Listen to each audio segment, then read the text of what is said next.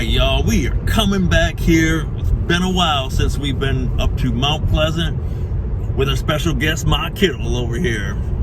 She got her new lucky, what is it, your B shirt? Oh, bracelet. B dress, B's purse. Okay. All right. We're hoping to find a royal flush right up in that thing. Yep. So, all right, little conversation. So we got back from Vegas. You know, we didn't do real well out in Vegas last week.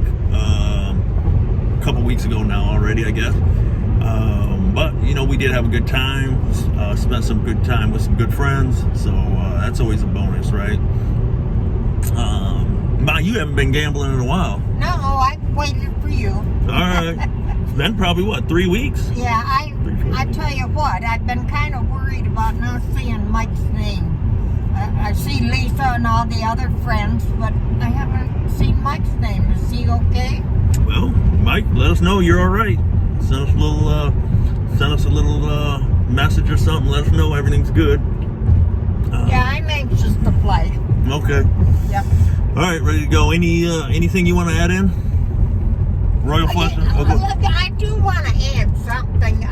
I was thinking the other day, you know, you're always asking me to tell you something about my past and stuff. Well, Tijuana.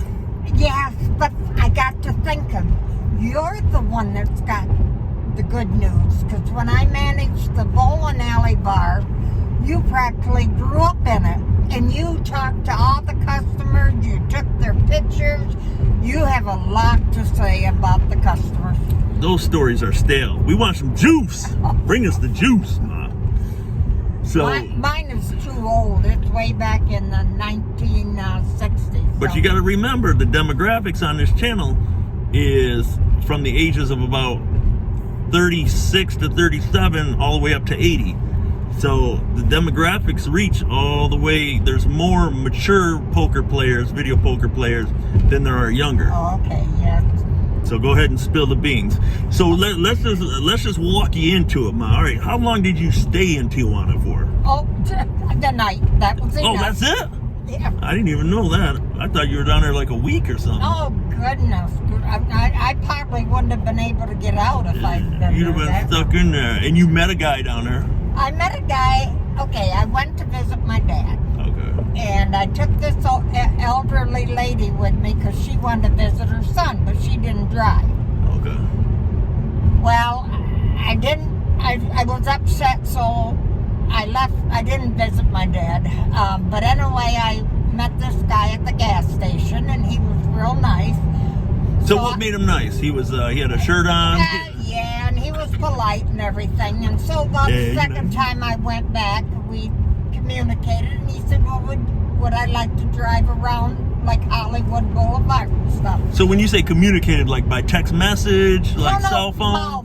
Oh, okay. Because I'd go in and get my gas. You guys didn't have cell phones back then? No. All right. No. So he said, do you want to drive down, he said Las Vegas Boulevard? No, around Hollywood. Oh, Hollywood. Okay. Yeah, I was in Los Angeles. Okay, gotcha. And and he did, very gentlemanly. We drove around. It was very exciting and everything, and said good night.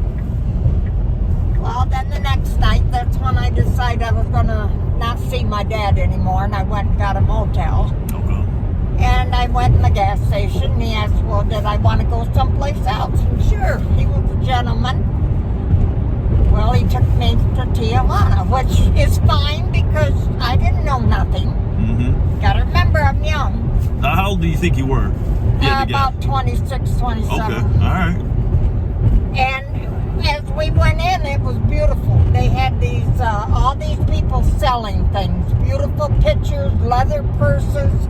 I couldn't buy nothing because I only had enough money to get back to Lansing. Okay. That I want you to listen to, too. Because there's no credit cards. No credit cards, okay. And I knew I had to drive back and so much money for gas. So anyway, we looked at all them. They were nice. They were nice people. Well, then when we left that, a man came up to him and says, I give you 2 girls for her. So he was bartering you for 2 other women. Okay. So that's pretty good. That's impressive. No, it's not. Oh, it's not. What if he just said yes? Okay, all right. Because at that time I didn't know what they used the girls for. Oh, okay. You thought they were like pulling corn off the cob. Okay, yeah. All right, so the bars are like Hurley, Wisconsin, one after another. Okay. And we went into the first bar, had a margarita. I don't know how much I told you. Just right now? Before. Oh, I don't know either. So that's what you're telling it all now. You're going. You might as well go. This is only going to the members too. So okay. Well, the girls, of course, dance on the bar without their panties on. Okay. So we're talking about a strip club, maybe. Yeah, real strippy, and the guys are right there being able to fondle them. Okay. So we're talking about a hardcore strip club. Yeah. Well, and the bad thing is, when you go to the bathroom, the water drips one drip at a time. You can't turn it on so you can really wash your hands, you know. Because we were talking about 1960 at that point. Yeah. Okay. So we went to another bar, another margarita, and then you could see things being done. Did like sexual acts? All sexual acts. All right. And we did that for a while, and then somebody suggested seeing an animal act, like sexually. And that didn't settle with me, so he said, okay, we won't do it.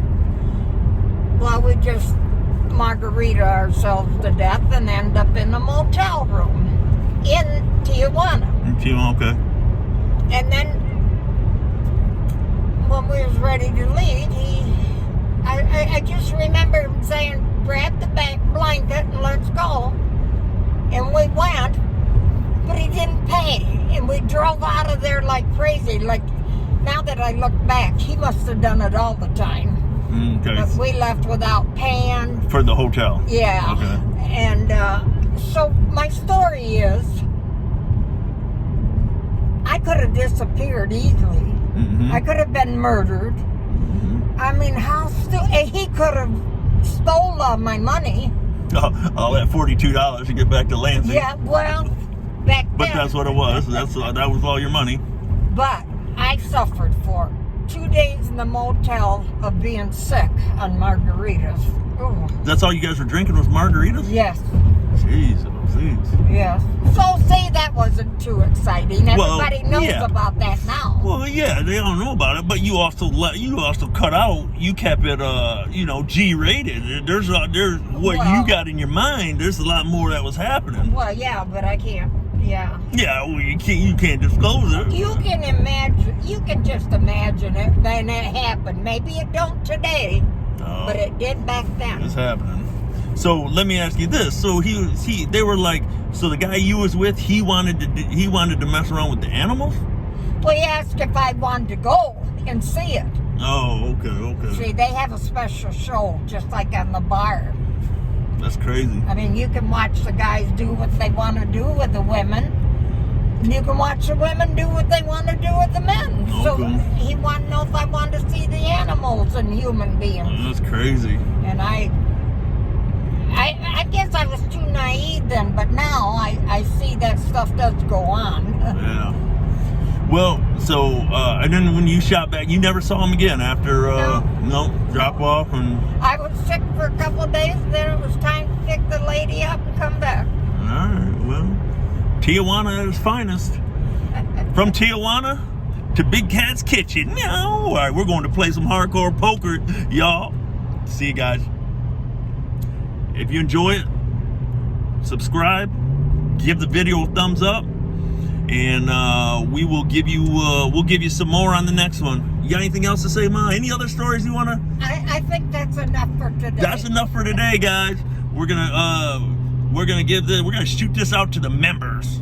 You members, we appreciate you, and we know you're loyal, and you can appreciate the rawness that Ma Kittle has, and what her life has materialized over the last 86 years. So maybe we can maybe we'll get how Bigkat was born.